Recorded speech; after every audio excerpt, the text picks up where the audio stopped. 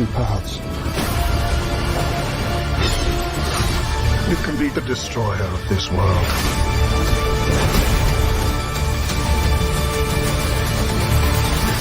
Or you can be its savior.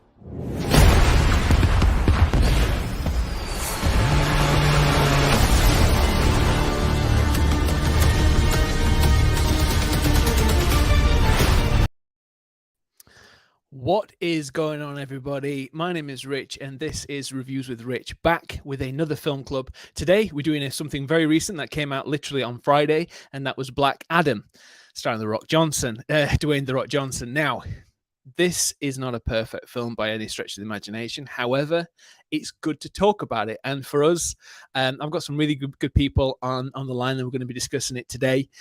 Before we get started, next week, looking for suggestions, so if you can drop it in the comments, in the chat, or if you're watching this on replay, what we're going to cover, it would be great, because the week after we're going to be doing Black Panther, and then Wakanda Forever the week after that. So if you can, drop me a message or put it in the comments. I'd very much appreciate it. I've got some people here that I really appreciate their time joining me today. One in particular got up so early. It's 6:15 at the moment in Australia. So Leslie, welcome.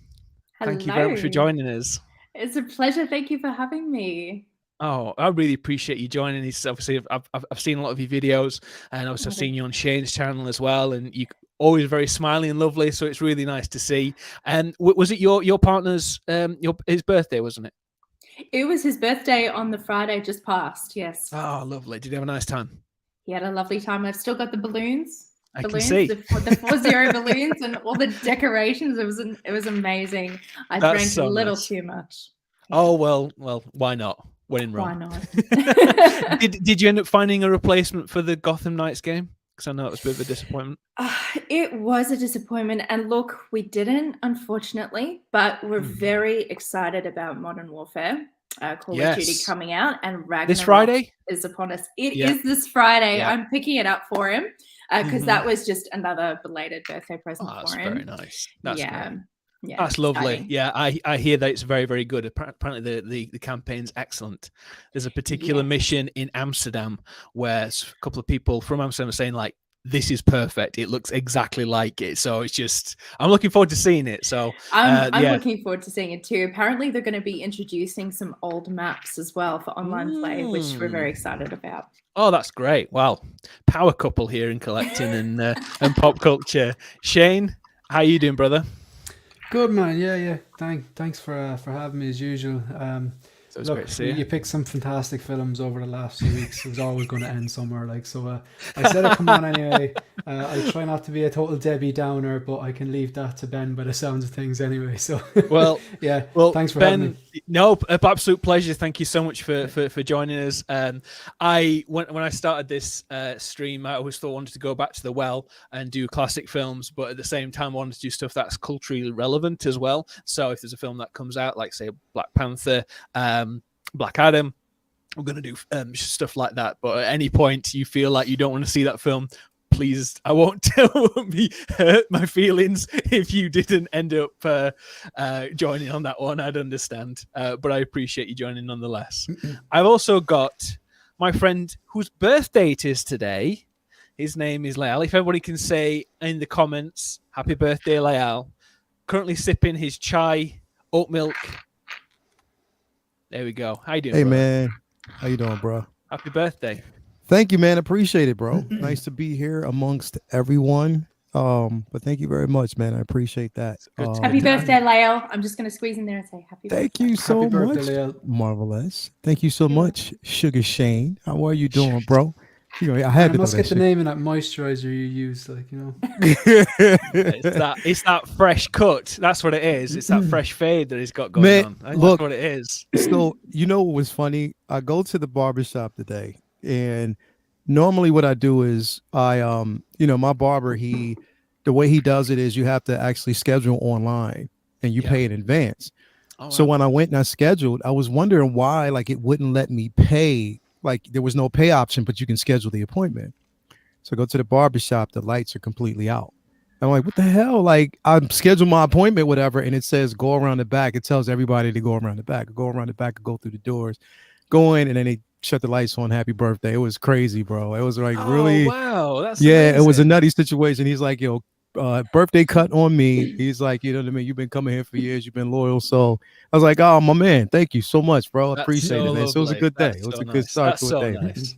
Oh, that's really nice. And plus, he knew I was coming on here, and he knew Shane was on here. So he was he knew. Yeah, he knew Shane was on. He was like, I got to do something special for you because Shane's on the show. Shane's been covering his hair up late, and he's had his fresh cut. He's got it out there now. That's what he wants to get it out there. Well, listen, man, I've seen your hair game. Like, you know, I gotta, at the very least, make sure I'm on par with that. Well, like, you know, I appreciate that. Thank you very much. And once I say, I got to say this too, bro. For you to have Marvelous on this show, the game, you've elevated the show now, bro. Oh, you've elevated the show now. Just wanted to let you know that. Oh, well, it's an absolute pleasure. How lovely, lovely smiley face. Yeah, it's really nice. It's really great. You. Someone really put positive and stuff, so it's really lovely. I also have someone who is making me laugh because I can see him in the waiting room. So I'm going to put him on. He's my friend Ben, and let me tell you, what an absolute legend.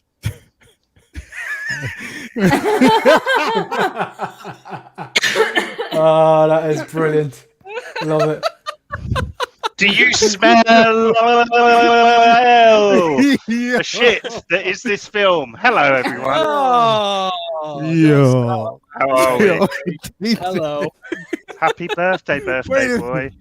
Wait.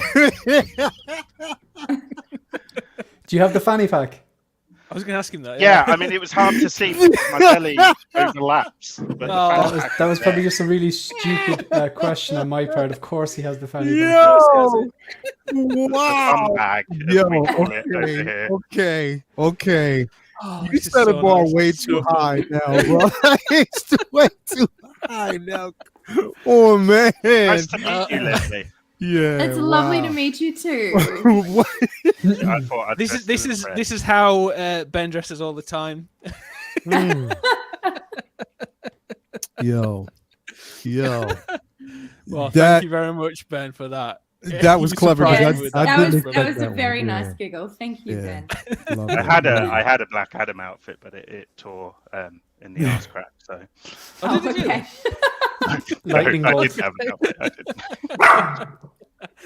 Well, guys, thank you so much for being here. I really appreciate it. I want to just say hello to the audience that are here. Wow, I've got everybody showing the love, which is lovely. Yomo, yo. Man what says yo. Evening, chaps. Hi, Pete. Yo. Hey, Katie, my lovely wife, is watching. She'll be watching for about 5 minutes and switching off, no doubt. But thank you so much for your support, babe. Insane one, hello all. What a surprise. Shane saying this. What's up? Rich owes me €18.50. Hey all, Empire Strikes Again. Sorry about the terrible impression there. Yeah, Black Adam, smash the like button and take a sub with you, my tape. Thanks you all. Okay. That's nice. Everyone's saying hello. My suggestion is Rich does the show dressed up as a pimp. Okay. That's every week. That's Ash, isn't it? Let's be honest. Hi all. Rich owes me too. Oh dear. I know where this is going to go. Happy birthday, Leal. Hey guys, the best 1850 Shane has spent from Ryan, my buddy. Happy 21st birthday, Leal. Thank you. I appreciate that. Add a couple more. Very distinguished. Add a couple more to that, and you'll be right on the money. Happy birthday, man. What says happy birthday, Leal? Someone's saying focus. I can't put the focus watch on because I don't have it. Yeah. You'll have to send that for me next time. Yeah. So I don't know, man. Yeah. My lawyers are in talks with LAL's people. Michael Jackson's estate's online as well. Royalties here.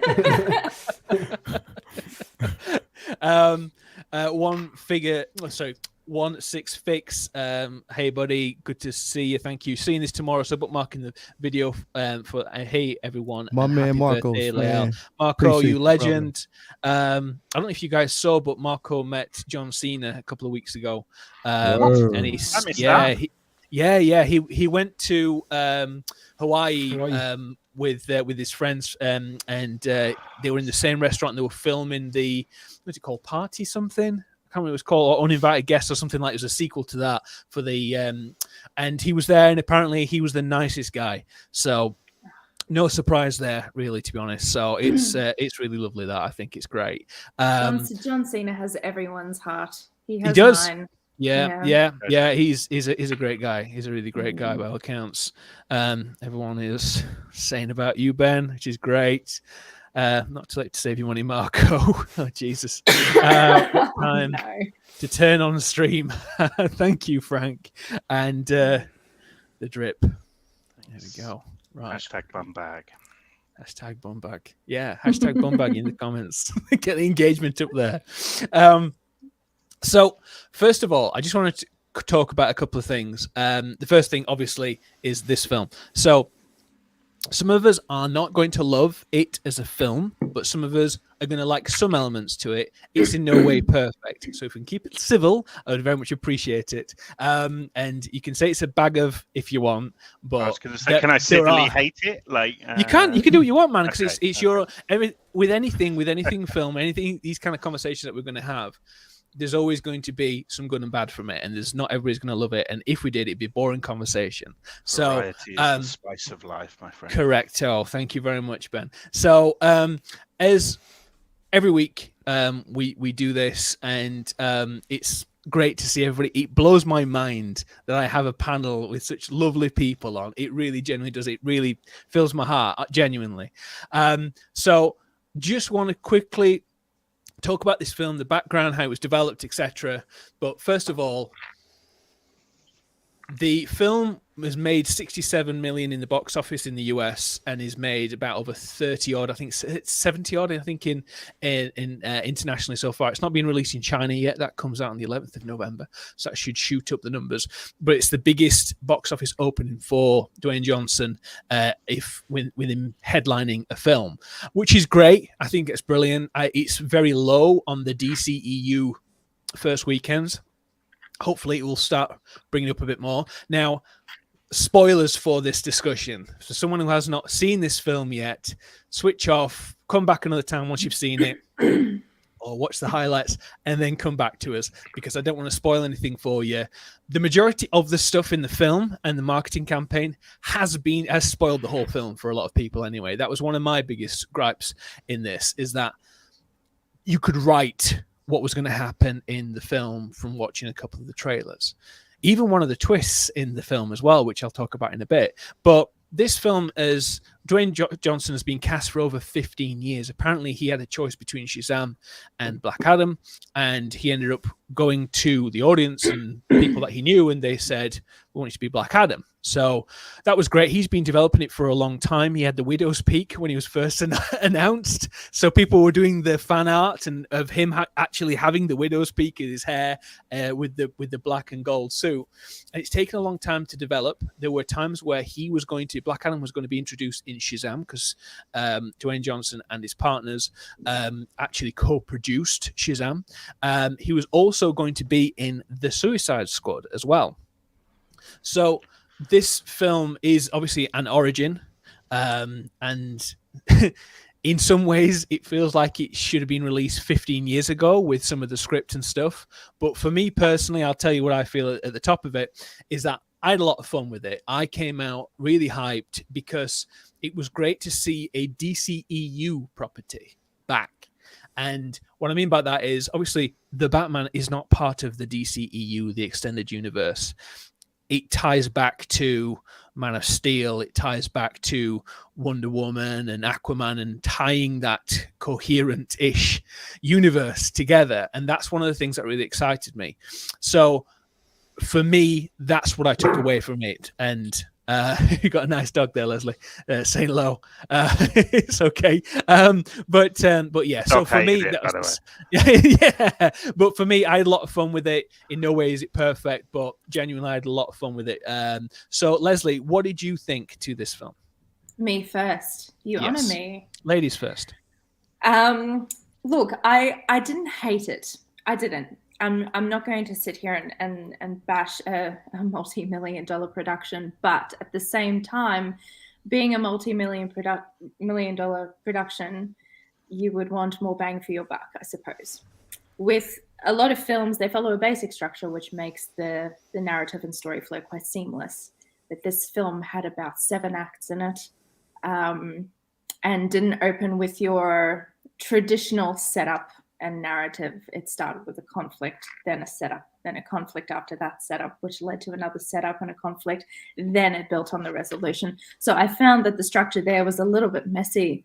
But, you know, the entertainment value, there were some lovely little sentimental moments there that were quite humorous with Dr. Fate. Obviously, I loved his subtle observances with the rest of the team, and I felt that it was well executed and very tastefully done.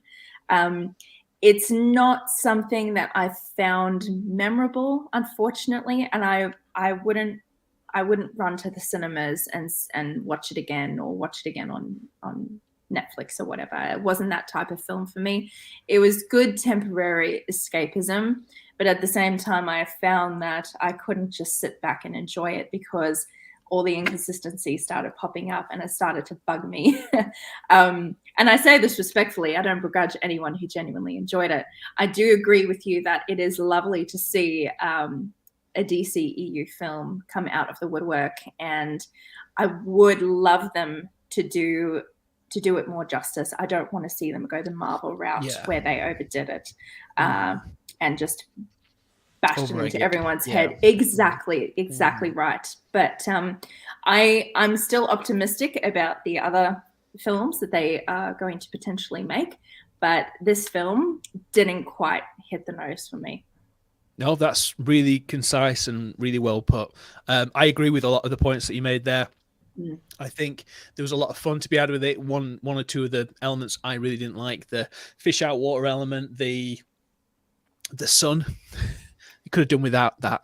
That whole storyline could have gone completely by the wayside. And if you just had the conflict with the JSA, I think that could have been great in itself. I think that could have been just a film on its own. But including a lot of the elements that didn't need to be there. I agree with you 100%. Shane, I know you've got a lot to say. Go ahead, buddy. I thought this was shite, to be honest. Like, again, like, I'm going to give my opinion unapologetically, and it's just a piece of subjective art. I use the term art very, very loosely. So my opinion is not to offend anyone watching or on the panel. But I just thought it was a waste of time. I tried to be open-minded. I went and I could have gone to the regular cinema. I said, no, what, I'm going to go IMAX. I could have gone to the cinema 5 minutes down the road. It's like, no, I'm going to do this justice because I want to be fair. So I drove the 45 minutes to see IMAX. I got the prime seats right in the middle. I was like, right, come on, just be positive about this. I just thought the plot was awful. Like, man wakes up, then fights demon CGI guy who looks like it was just a forgettable villain. Like, if you want to make a good science fiction film, a good Marvel film, even just a good drama film, you need a good adversity. You need a good villain. This villain was so throwaway, and it was CGI, and it completely, it's like something that was made pre-X-Men. The script was terrible. The dialogue was terrible. I thought the Hawkman was the stupidest looking costume possible. I could not take it seriously. Did you really? At all. Oh, I thought it was. I thought he looked amazing. I looked at him and I went, "That would work in The Boys." Like, it just because it's supposed to be ridiculous. Like, I just thought it was just, I couldn't take him seriously at all. And then the dialogue didn't help either. Child actor, no. There's just a plot. There was nothing to sink my teeth into. And I thought, you know what? Maybe the action would be really good. It'd be enough to save it. But I felt it was trying to do the whole Zack Snyder mid-action, slow something down, make it look really cool. That didn't work either, whatever way they were trying to do it. DC should have stuck to doing what they do well. Not everything has to be interconnected. Obviously, Marvel struck gold with the interconnectivity, which took years and years of direction and planning and vision and patience, and they got that payoff in Endgame. Maybe they'll get more payoffs with Wakanda Forever and so on. But DC should have just stuck to doing what they do best. Standalone stories that don't necessarily have to interconnect with others. The Dark Knight trilogy is fantastic. Push that aside. Joker, fantastic. The Batman, fantastic. 1989 Batman and Returns. They are not interconnected, but they are standard. They're directors and artists' interpretation of some sort of source material, and it works really well. It doesn't have to interconnect. Marvel did it well. DC are not doing it well at all. Man of Steel, fine, that was all right. But the rest of them, I just don't think they're good movies. This particular movie, look, I still like The Rock. Like, it hasn't tarnished The Rock. But I don't think he's like a great actor or anything. I just admire him as a businessman, the discipline he shows in his physique, the way he treats his family and his fans. He's a very likable person. Yeah. But the best bit in the whole film for me was, you killed him, didn't you? And you see the guy falling behind him and he just went, he didn't make it. That was the best bit in the whole film for me, that little bit of comedy. I thought this was an awful film. I'd struggle to give it 2 stars. Okay. Again, just an opinion. Yeah, no, and thing is, no one's taking offense to that. I didn't make the film. I didn't finance the film. I think with me personally, I think with the connectivity, what they tried to do was recreate what Marvel did. And that was a lightning in a bottle. It's a situation that can't be replicated. But what they had, it was a tremendous amount of talent on the screen. They had Henry Cavill, they had Ben Affleck, they had Gal Gadot, they have Jason Momoa, they had all these A-list stars in a universe that they could have done so much with. And the thing about that is, like, they introduced 2 new characters here, right? Actually, 3 or 4, actually. Yeah. And I didn't care about any of them. What Marvel does well is it puts little human moments into their setup. For example, the first time we see Falcon on your left, that little interaction and your man running rings around him says, I like these guys' dynamic. You don't know where it's going, but you're like, these guys are going to be friends. And it's very human. There was none of that in this film. I didn't care about Cyclone. She gets a pass, though. She gets a pass. She gets a pass. Oh, God. Okay. She gets a pass, right? But I didn't care about Atom Smasher or Pierce Brosnan. Pierce Brosnan's from half an hour up the road. Yeah, I thought he was amazing. I thought he was great. I thought classic line, what the bloody hell was that? That was good for me. I'll give it. Pierce Brosnan is, what's the word? Well renowned for breaking his accent in certain lines. He's playing one role and then he'll just go back into his Irish accent. He's renowned for that. But what I will say is the look of Dr. Fate, I thought that was quite cool. Yeah. And I did like what they did with the voice. I thought that was cool. But apart from that, he just looked like Wish.com Doctor Strange. It just really sold them off. Yeah. There's always going to be a comparison. I'll let Leal speak in a moment as well on this one. There's always going to be comparison with anything that's gone before. And with a character like Dr. Fate, who is in the comic books and was before Doctor Strange. He was introduced before Doctor Strange in the comic books. So there's always going to be in the zeitgeist of people know, okay, that's like Doctor Strange. Well, yeah, because we've seen him before in the films in a very similar kind of sorcery level of character. But this is somebody who was in like 1945. I think he was introduced. It was something ridiculous like that. It was just such a well-renowned character. When I was about to finish when I said about the universe itself, it's had so many false starts and had a tremendous amount of talent on screen, but the behind the scenes was always lacking and the vision was not there. It's had constant changes in presidents of CEOs and all these different directors getting thrown off projects and things like this. So the lack of connectivity, cohesive connectivity, I might add, within the DCU has faltered it a lot. The fact that they over course corrected and they tried to do what they did in Birds of Prey, which I think is one of the worst films ever, in my personal opinion. Yeah, Ben, see, that's the thing. We're always going to be different. But for things like that, it's those things that happen. And I think now with the different people that are at the top of the chain, the fact that Dwayne Johnson has come in with his star power and said, all right, if I'm going to do this, we need Superman. I've heard whatever he's saying. We need him back. They filmed that scene, post-credit, spoiler alert, in September. Literally filmed in September. Because they were pushing, the old guard of WB were pushing back and saying, no, we're having a different iteration of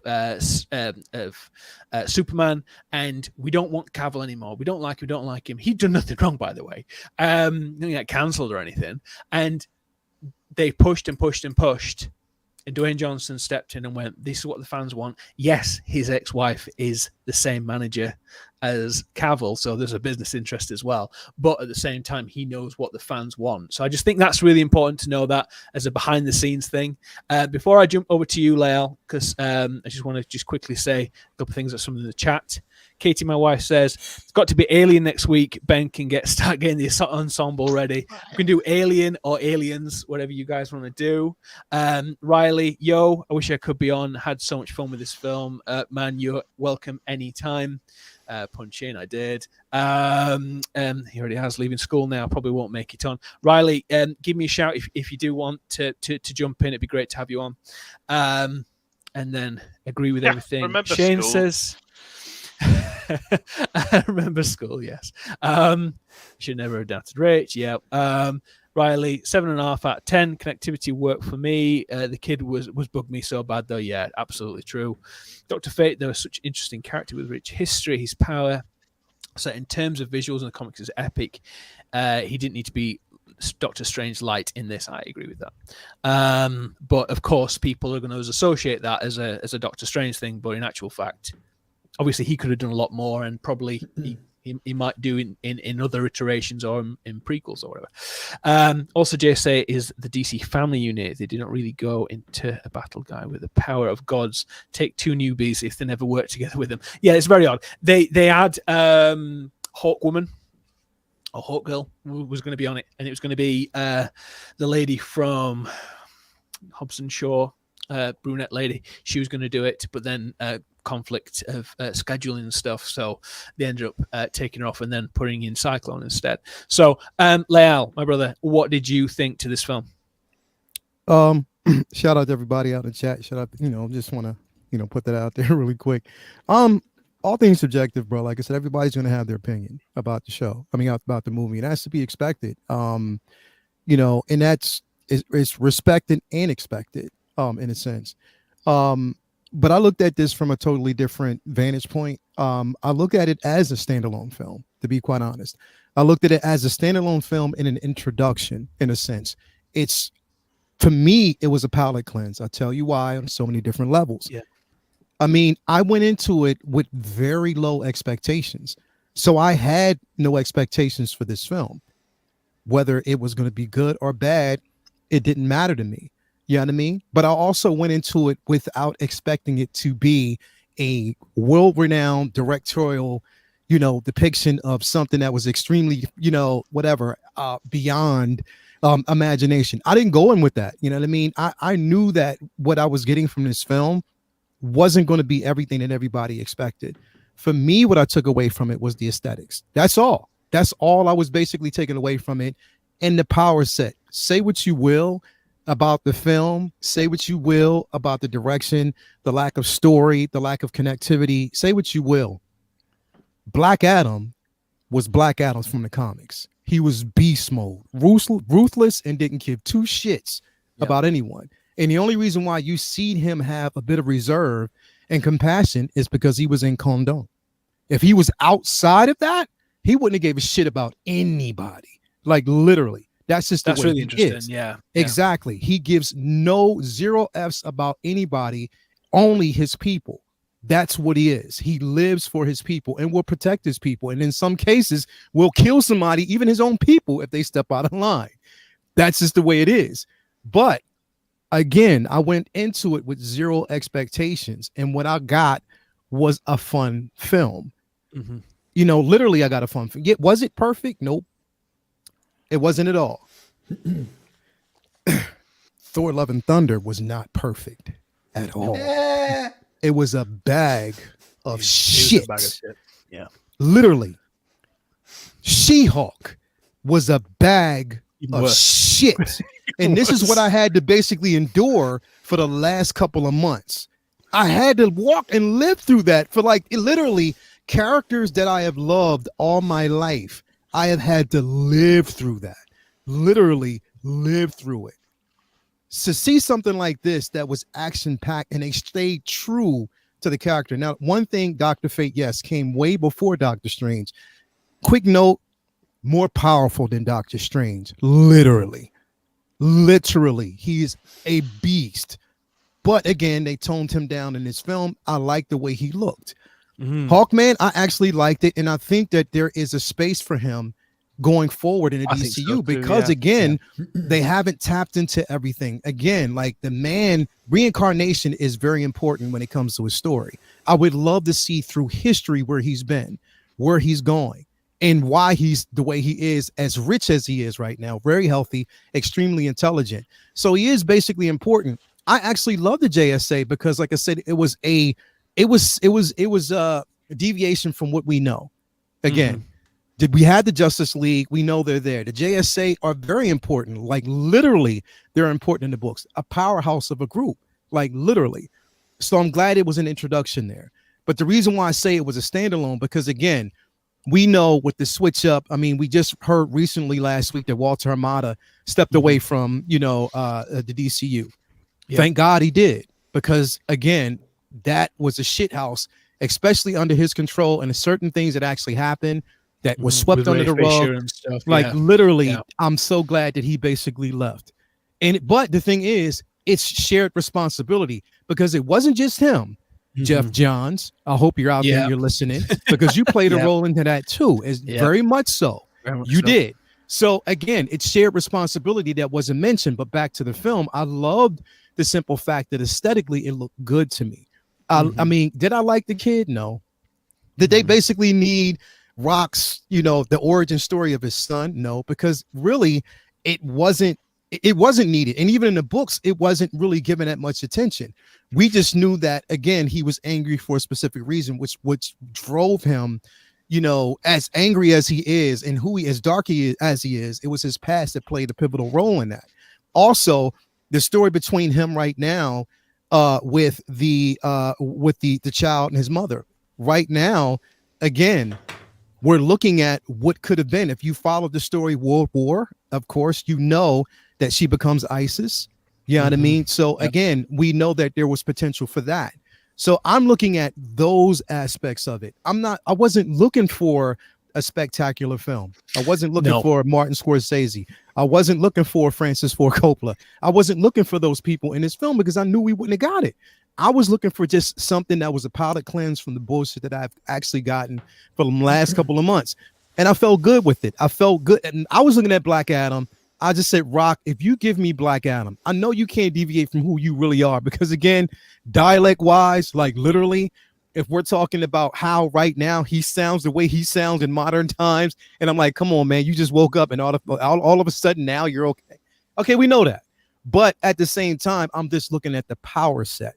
I'm looking at how good he looked as Black Adam.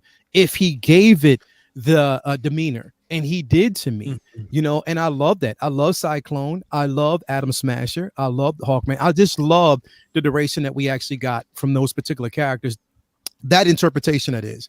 But again, I wasn't going into it with high expectations. No. I tempered them. And that's why I think I enjoyed it so much. Is it a 10 out of 10? No. I would definitely give it a 7.5 out of 10. I will, at the attempt. I'm just giving it at the attempt, and I was happy to see where it's going to go forward next. Again, the what we got in the very end, the post-credit scene. Okay, we expected that because they already told us what it was, but they had to, because there was minimal promotion for this film. They spent half their budget overseas. That wasn't over here. You didn't see the same level of promotion because they knew that people. Okay, and they were like, okay, Black Adam, whatever. But again, they needed to basically put it out there that Howard was back. And I'm glad they did it. Now, again, it's going to be a totally different director. We're going to see a totally different film with different direction. The way Rock can portray this character, it may be better. Again, I enjoyed it. And again, all things subjective. I know a lot of people didn't enjoy it. I know it's very divisive, but I'm rooting for the film, because if we don't root for DCU properties, we're going to get less. and DCU they need our backing because they're not really getting as good as okay. Yeah, the Dark Knight trilogy, yeah, it was good. It wasn't perfect, but it was good. We got, basically the Joker, good, wasn't perfect. I didn't like that they leaned heavily into like certain tropes about the Joker that weren't really talked about in the books, and they made him more sympathetic than like really scary in a sense. So I mean, I liked it, but it it is what it is. But all things are subjective. Not every film is perfect, but you take from it what you will. But again, if we don't root for these films, if we don't really support them, then again, I mean, I think that the change of the guard is there, and we need to kind of support it. Not saying that you have to support every film, but we just need to give a certain level of attention, and that's why I'm saying I enjoyed it. And I hope that this has at least a level of success that kind of garnishes that, and it would actually, so I'm just hoping for something like that. Again, not a perfect film, but I enjoyed it. No, I agree. I think like I did a quick out of cinema reaction. I did like a quick video for myself and like just to put it out there. I had so much fun with it. And for me, I went in like yourself with zero expectations. We've been talking about this on Collector's Lounge where like I was like, oh, it looks like it's being shot in a cupboard and all this kind of stuff like this. I'm not really hyped for it like the way it has been with other films that we've seen in this kind of genre, but I had a lot of fun with it, and it was very comic. I love that. I was like the costumes, everything about it. It didn't try to be too real, and I think there has to be movement and vision to put different types of artistic views on things like this, and rather than going everyone has to follow the Marvel formula where it's guy gets introduced, then he gets their alternative there, and then they have to battle them at the end, and there is that a lot of it where apart from a few films within the MCU, that has been a formula that they have replicated a lot.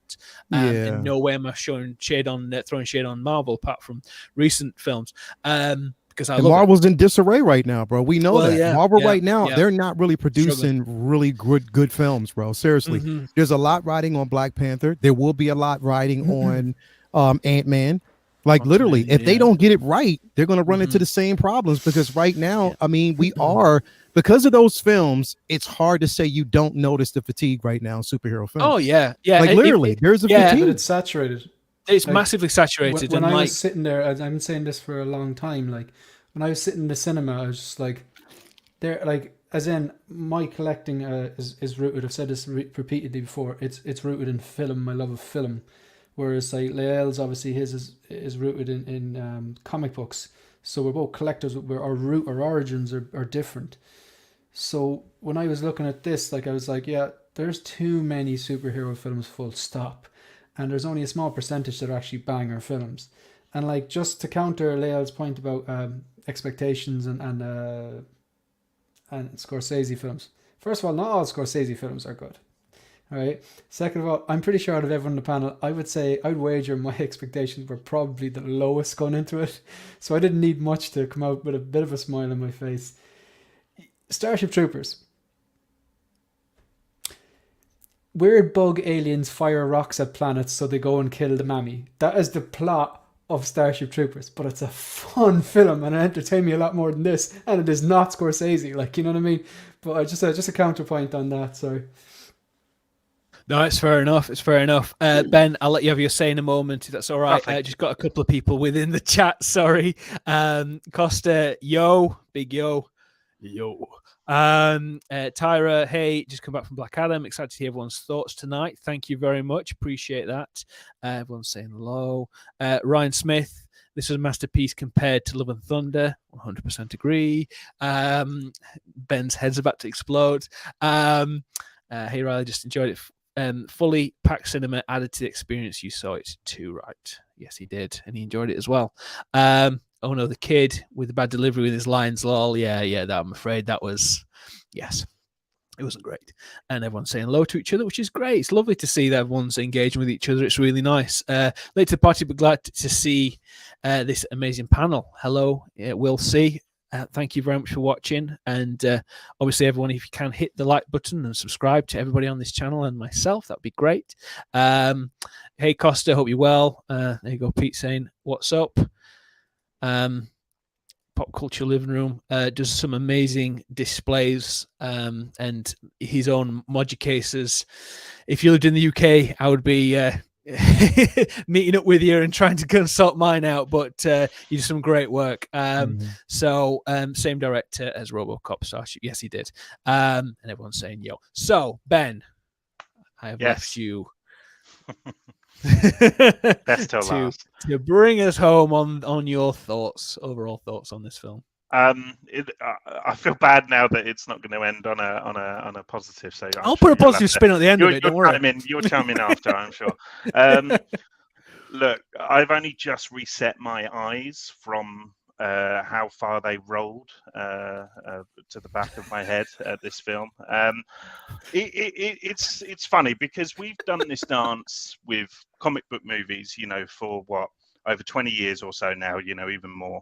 And it's amazing that after all of that time, I witnessed a film that had absolutely no original ideas. It had absolutely no kind of individual stamp, style, concept, visual, nothing. Like every moment after moment, I was just like, oh, that's like that. Oh, that's like that. Oh, that's from that. And it wasn't like a homage. It wasn't a tribute. It was just like it was a direct snatch and grab.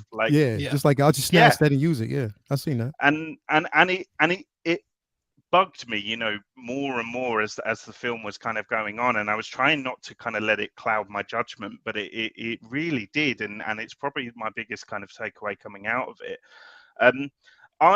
It was quite fresh for me as a comic book reader. I actually don't read. I've never read or got into Black Adam, or even the Justice Society and that side of DC Comics. I've always kind of been Marvel and Batman.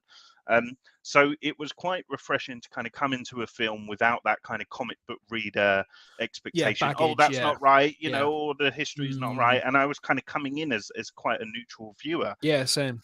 But that detrimented me because for a lot of it, you know, things weren't making sense or they weren't clear. And, you know, like the very concept that there's this, you know, that there's this location that has this access to technology and alien shit, and like it's like, but how have we not, like with Wakanda, it's invisible, right? You know, they've got the big force field, and it's you kind of get that they've lived in secret for so long, but that was like a massive plot point that was just like, it didn't know why is no one. Well, they were mining it. They were mining that area for that Eternium. I think it was called Eternium. Those guys on those bikes are Superman bad guys, and generally from the comics. Well, he's been sleeping on the bloody job if he's not popped over to see what the crack is yet. Well, what they did, they moved him over from in the comics to here. So, but yeah, and I know what you mean with that. Yeah, but they actually made a point, didn't they, where they said we've been enslaved and we've been had like a dictator for all this time, and these people taking over our community and everything for all this time, and the only reason why JSA are here is because someone's come and start punching people and taking care of business. And they were like, well, they have a point, because that's the only reason why they showed up. I just thought that was fairly interesting. Yeah, and I think, you know, the kind of political element of that, you know, the hypocrisy of like, it was almost like, you know, Team America sort of, you know, in the way that they kind of showed up and did that. And I did like that story beat, and I wanted them to kind of maybe lean into that a little bit more. And I think they maybe could have, if it wasn't necessarily like heroes, you know, like if it had been the Suicide Squad, and that would have made more sense, that like Wallow was kind of involved and stuff like that. Like, and the thing is with the Justice Society, like as Shane said, like I did not like them. I didn't like them. You know, like I liked Cyclone. I just saying. I isn't watching. Don't worry. If I was going to pick one, you know, like I I think she had that sort of endearing element, and when she alluded to obviously the things that had happened to give her powers and stuff, but it was a flash, you know, in a you're putting too much in, and because of it, you're sacrificing that kind of investment into the characters, and potentially kind of tarnishing their chance at actually ever being in anything else, or people getting attached, because they're just like, I mean, Hawkman for me was like one of them. Like, he wasn't like Cyclops leader unlikable. He was like next level. Like, I was just like, you're a dick. Like, I did Really? not. You thought that? He really annoyed me. Like, he didn't. No way. He I thought didn't he come was across really, really. as Honestly, I actually genuinely really liked him. I think obviously he had a bit of a realization near the end with Dr. Fate, and their relationship I liked as well. But yeah, and I personally, I think his costume, I thought he was great. I think he's a fantastic, likable, compelling actor as well. I think he's a really good screen presence, and I hope he gets more work from this. But the I know we've spoke about the Doctor Strange and how Dr. Fate came before and things like that, and I get that, you know, DC and Marvel have various characters that you can, you know, match up because they're so similar.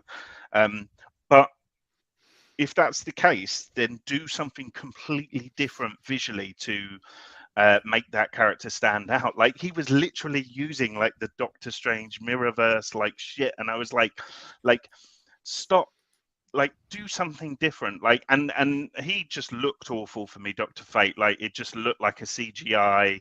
It completely whenever he was in the suit and the helmet, it didn't look authentic at all. And I hate Pierce Brosnan as an actor, so to be fair, he was Pierce Brosnan. Brosnan. Words are merging because I'm getting worked up. No, and I don't know why you're getting so offended by this. Call him by his real name, and it's Goldeneye. Everyone knows that. I'm yeah. So buy me a pint. You know, like it just, and you know, the Superman post credit just felt so gratuitous. Like, it just felt like such oh, it's all right, guys. Look, look, it's Superman. You like Superman, don't you? He's back. He's Superman, and it just felt like such a kind of distraction, and it didn't make sense. I was like, what? Like, I mean, I hope they've got a plan that makes that post-credit scene feel, you know, cohesive, because it just felt. And like, why is Superman working with Waller? Because that doesn't make sense. Like, and well, that's one of the things that I thought when she said, "Oh, she's calling a favor." Maybe that's linked to Deadshot, where obviously he shot him, didn't he? He shot Superman with a kryptonite bullet. But all of that stuff, like, who's going to know that? You know, if I'm taking my missus or whatever, like, she's not going to know that. Like, you need to. Yeah, you don't need to spell it out for it in a post-credit hint of someone coming back, though. No, but at the same time, you know, it's if you're trying to raise the DC, you know, EU or whatever from the ashes, and almost kind of create a new foundation, you need to do that in a much simpler way than what they're trying to do here. It just feels all over the shop, and I'm honestly fine with sticking my neck out and criticizing this film if it means less DC products, because I'd rather have one Joker film for the whole year that's an absolute masterpiece and doesn't, you know, feel the need to sort of attach itself to anything else than. I'd rather have that than films like this. I mean, the CGI as well. And I'm wrapping up now. Don't worry. No, it's okay. No, I was just reading what Pete put in the comments. I'll put it up. In a don't second. worry Really about it. Their opinion's not important. No, the the CGI, like, it just, and I think this is maybe a problem of mine in terms of just my taste, like with superheroes and stuff, is that I start to get very numb with the sight of two CGI dudes throwing each other through buildings. I agree with that. Completely by agree. the end of this film, I just wasn't feeling anything, and ultimately, this is still art. It's a film. It's art. You want to feel something, and I felt nothing watching all of this stuff happen, and that villain, the sort of the DC trope now, it seems to be, is that you throw in a 7-foot CGI unbelievable kind of villain that doesn't even show any kind of character or emote in any way, and it just adds to that feeling of numbness. So I love this film though, guys. Thank you. So let me me ask a question, because I hear this, and I guess what I'm hearing is that people didn't. Too much CGI can be a bit nerve-wracking. We got a lot of CG and numbing. So did you like Endgame? Yeah, of course. Because I think what he means is too much shit CGI. Because it was CGI. Okay, so but there was some shit CGI, and even Endgame, like, that was terrible, and it was called out. Know, man. There was watched that film multiple times, but you know what? The foundation there was. holds But here up. is The this is my problem. Up. The characters hold this up. is my problem though. Going on. So. I get that, but this is my problem though. I mean, number one, this particular film, again, I am going to stress that it was not perfect in the least. I know that, but again, it's just me going into it with very low expectation. Also understanding that this film, still remember that this film, as well as Flash, as well as any other film that's slated to come out, Aquaman and all that, was still part of the old regime. They still have to release those films. They still have to put them out. That's what they're doing. Zaslav right now is playing cleanup. He is playing cleanup the best way he knows how. And again, he has to recoup some of the money that was spent. So of course, they have to put out some of those films. So I get that. I get that they have to basically do that. I understand that there are terrible slates of films that were put out. The CGI in Thor: Love and Thunder was horrific. Like, literally, even certain points in that film where they couldn't even keep the tone. Like, it looked, when you first saw both Thor and Mighty Thor together with the helmets off, the makeup on that was the oversaturation was hard. It was horrific, and they showed that in that particular film.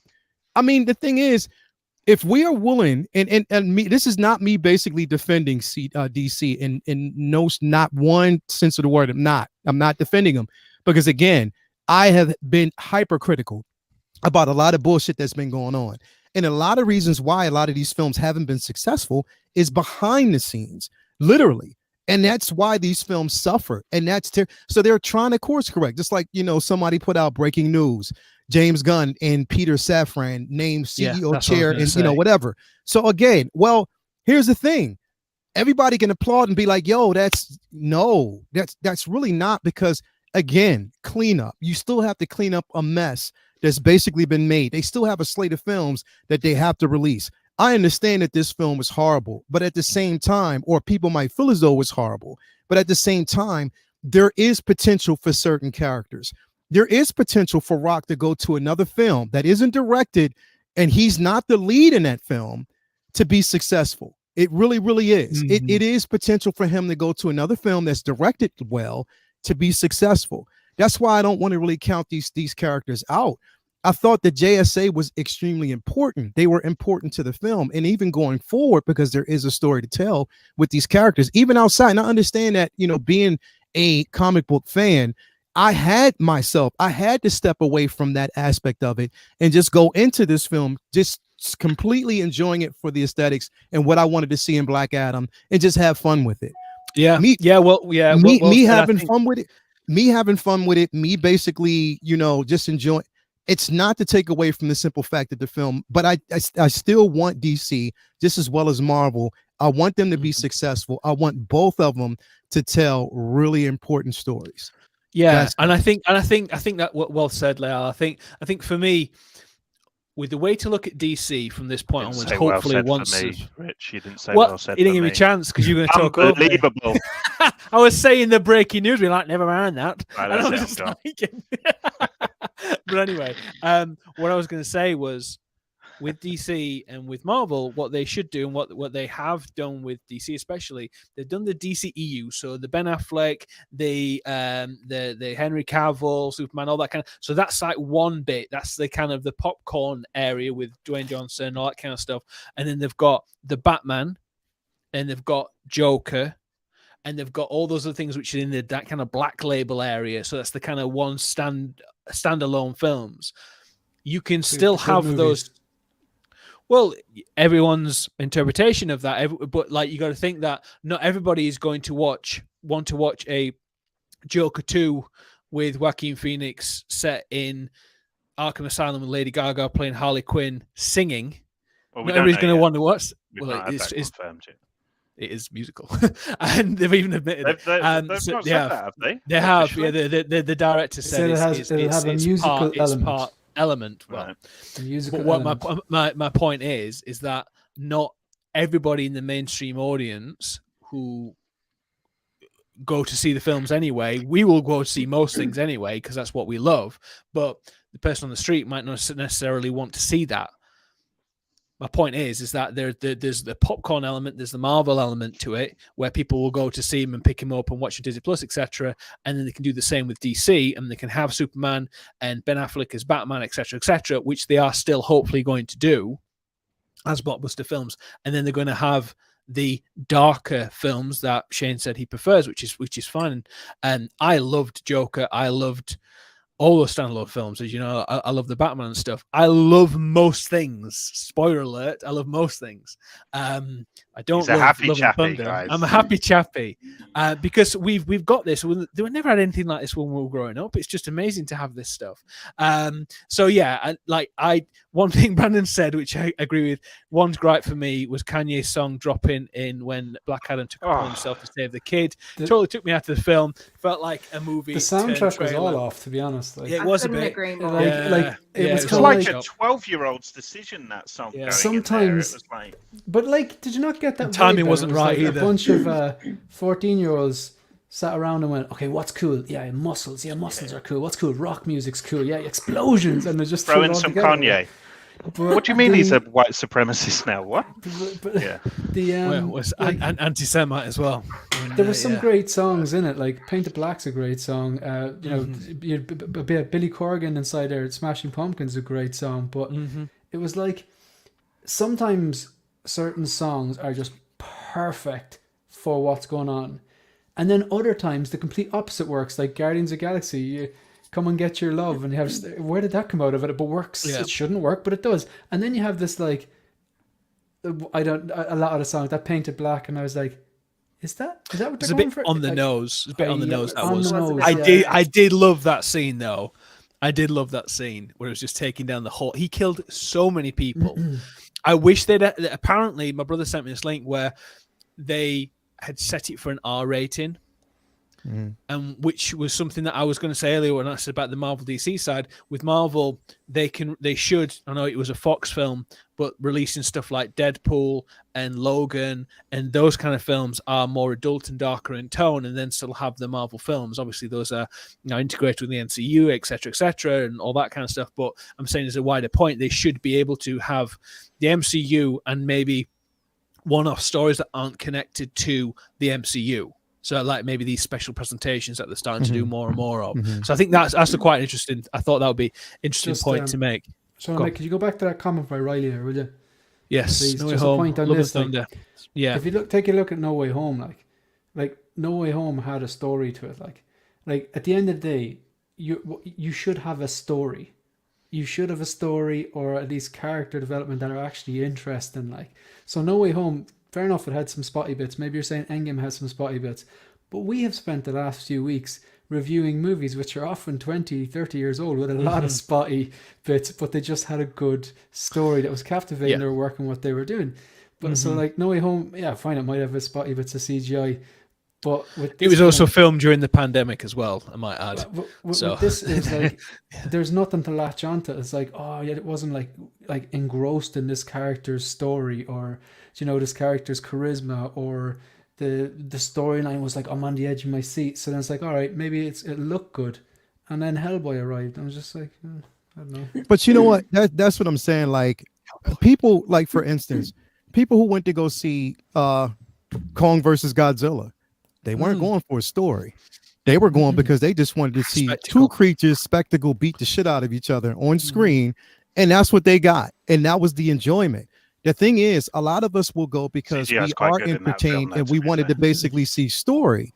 Some people are going for story. Some people aren't. They're going for action. So we have to honor those people as well and say, you know what? I respect that view because yes, you are going strictly for just that entertainment value of just action. That's what you want, and that's what you got out of it. So I understand and I get that. There are those of us who go because story is important because it drives everything else. It makes up. Hell, if this had a better story, we wouldn't have focused on the lackluster of CGI and everything else. If it was a good story and if it was easy to follow. I think the CGI in this was very, very good, to be fair. I didn't think it was, I didn't think, I like Dr. Fate. I like Hawkman. I mean, because they basically did it the only way that they could have. You know what I mean? It was definitely a step up from CW. You know what I mean? So I'm happy about that. Yeah. But again, I mean, here's the thing is there's no right or wrong. There's going to be individuals who like and dislike it. And that's just basically the way it is. That's the way it is for DC, MCU, Star Wars. We're seeing that more now. And I think the reason why, like it's been pointed out, is because there's an oversaturation where we're forced to see it. So now we have to pick and, just kind of dissect these films and be like, you know what, if I'm already fatigued, then of course, now I want to know why I'm fatigued. And now I'm going to pick these stories apart. And that's just the way it is. You know what I mean? It's to be expected. All in all, I just want 2 IPs to be successful. And if they have to basically stop for a while, reboot, and we not see another film from both of them for like maybe 1 or 2 years, then do it. You know what I mean? If you can course correct, if you can basically make better stories, better writing. That's why, a lot of people were upset at the simple fact that, damn, now Blade has been delayed. Good. Yeah, I'm glad. I'm glad it was delayed. I'm glad that they based that the director or that, Mahershala Ali didn't like the actual script. I'm glad that they thought the script was shit and they threw it out and they wanted to rewrite it. I'm glad that it just wasn't up to par, that the fight scenes weren't up to par and they wanted to go back. I'm glad that even the director said, oh, no, I'm not doing this and walked away. Because, again, it forces that hand to say, you know what, now we need better material. If you have to take your time to do it, then do that. Don't just rush. And we've seen that for so many years where these companies are rushing because the almighty dollar. They want to make money instead of also, this film here wasn't rushed. Stuff like that as well. This film here was 15 years in the making, and The Rock first came out about 7 years ago saying he's going to be Black Adam. So they had time, they had budget. They had time, they had budget, but they had to get the approval as well. Yeah. And it wasn't even though he's been doing this for 7 years, it took him 7 years to get the approval, and then they rushed to make the film. So, I mean, again, like it might not have been rushed from his perspective, or it might, if we're looking at the simple fact that 15 years he's been waiting to do this film, we understand that. But 15 years has nothing on when they decide to make the film. They only decided to make this film how many years ago? Fairly recently, to be fair. It was also as well a bit behind the scenes. Obviously, they moved around the schedule quite a bit. So obviously it was going to be the Flashpoint film was going to be released this year. Shazam was going to be released this year, and so was Aquaman 2. And this was going to be, I think it was going to be March, and then it ended up moving up to now. So they rescheduled everything all over the shop anyway. I think if this was gritty, I think this was R-rated. I think if they'd have dealt more on the character side and more on the spectacle, but done really well. I really enjoyed the action scenes. I really enjoyed that. I agree with the CGI bad guy at the end. I didn't really like that element to it. I didn't really like the whole family element. I didn't like the comedic side, and didn't like the undead people coming out at the end of the film. But I like the film generally. Yeah, they weren't much of a threat. Like you could just get not much of a threat. 'Cause you got some pans and some pots to go and take them down. Yeah, Carlos with his pots and pans would smash those lads. There you go. Yeah. And I agree. I even agree. Like the post-credit scene, to be quite honest, wasn't needed. All Cavill had to do was get on Instagram, go on the show, and say, "Hey, I'm back as Superman. We got the agreement. Everything was done." And people I would have been happy at that. It wasn't needed, but for what they did with it, and at the same time, the fans were happy, and that's pretty much why The Rock did it. Look, we know that a lot of people are pushing back towards the critics and saying, the critics got it wrong. The fan ratings were totally different. He said, I was making this for the fans. I wasn't really making this for the critics. Now, even though it's a pushback because the critic rating was so low, I'm guaranteed that if the critic rating was high, it would have been a totally He would different have tune. said that, yeah. Yeah, he would have said something totally Maybe try different. to make it for both. I don't know. Wild Yeah. concept. Yeah. I know.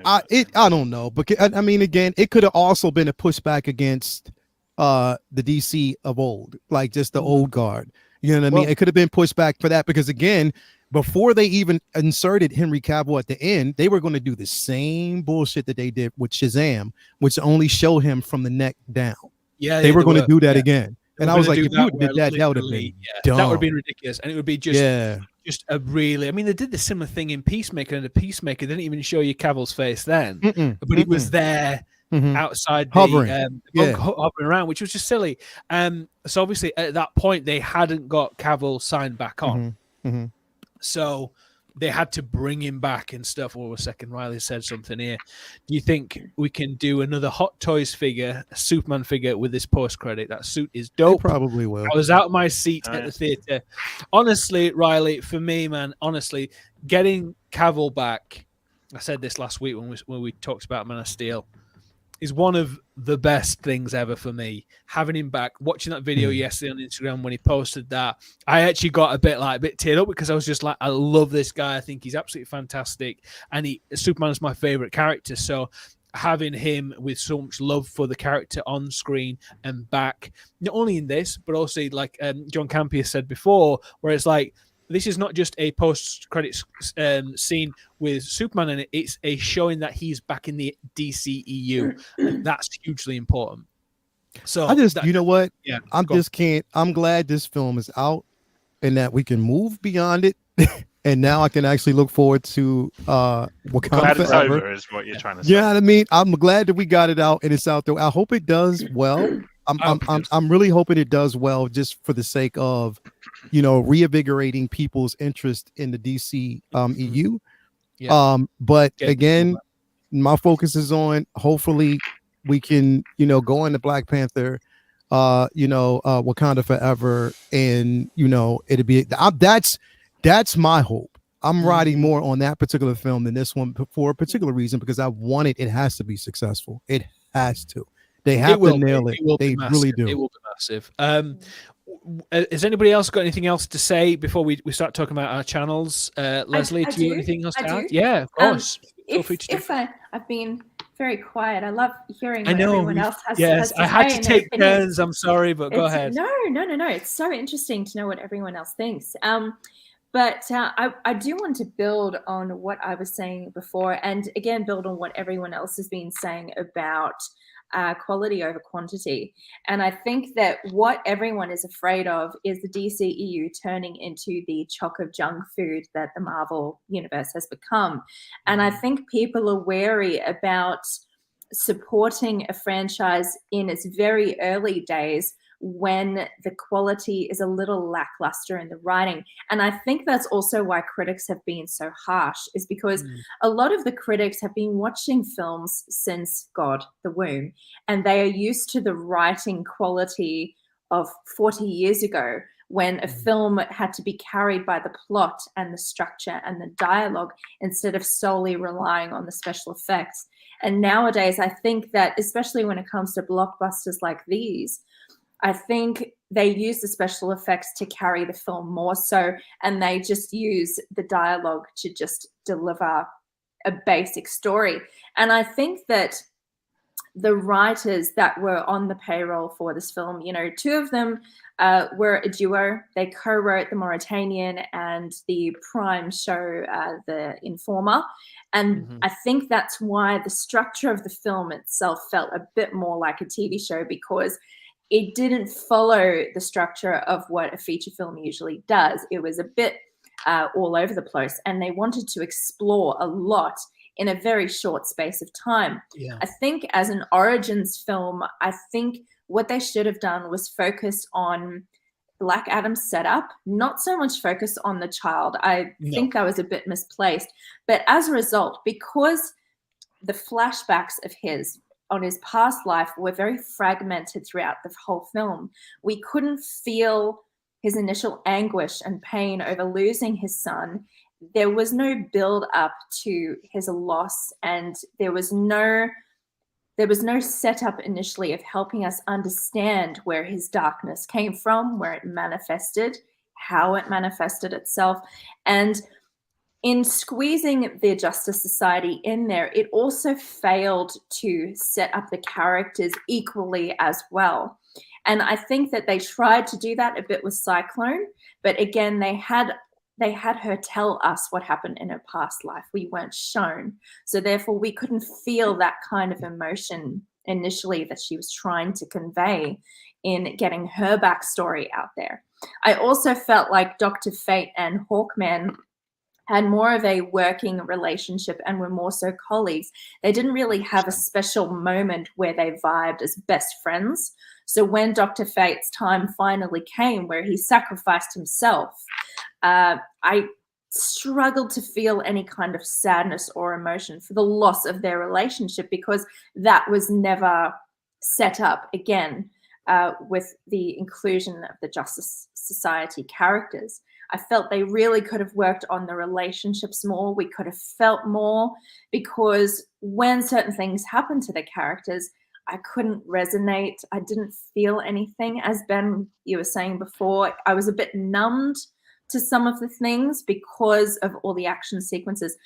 And this doesn't take away from the fact that the cinematographer who did the cinematography for Joaquin Phoenix's Joker was absolutely beautiful. The lighting, the angles, they really tried to nail the effects as best they could. But at the same time, a lot of effort was put into that. And I felt the writing is where it fell over, because the two writers that were on the payroll, again, they don't have a lot of experience. They've only done a few projects.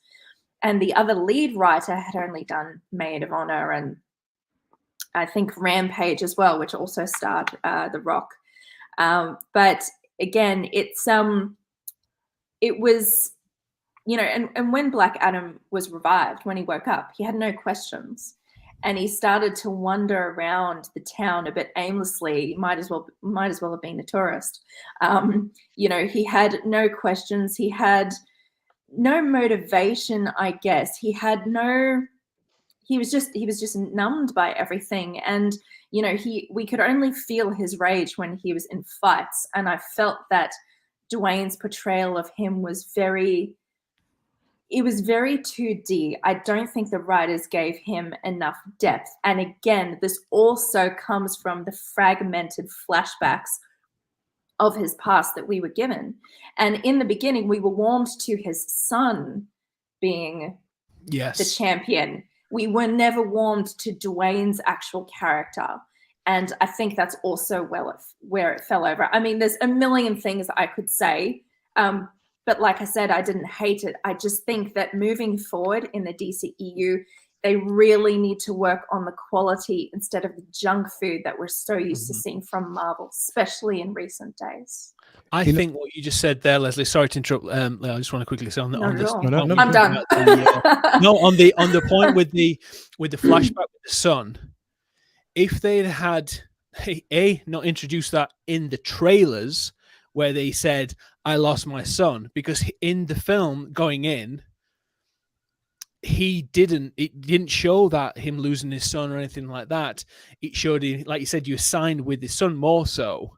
If you'd have shown you what happened to his son after being given the powers, the son giving it to Dwayne Johnson, Taith, that would have been more compelling. I think they'd have just done that in just one 15-minute section where they've just done that rather as a flashback. Just, this is what it was. This is what happened to him.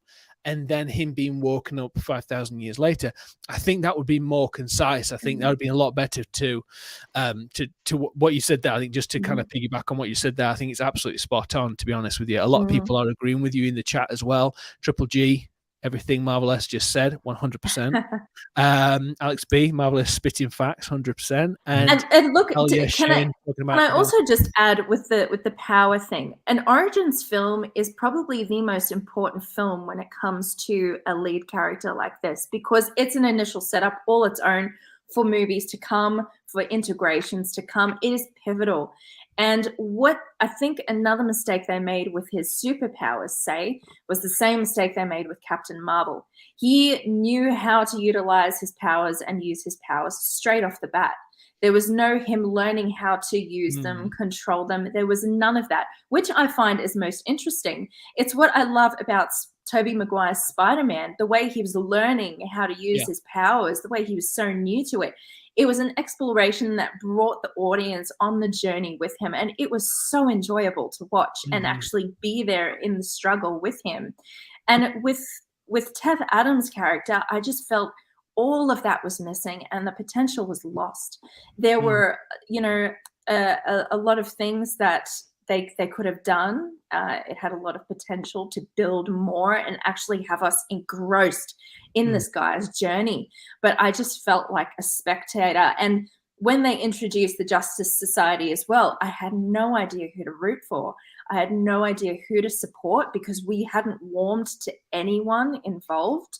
It was very confusing. And like Shane said with the villain, the villain in the film for the first, well, I'd say 80% of it was just a man with a gun who wanted a crown. There was there was nothing interesting about him. And when he finally did become the villain, it was 20 minutes of a battle, and it there was nothing unique about this villain, his agenda. What did he want?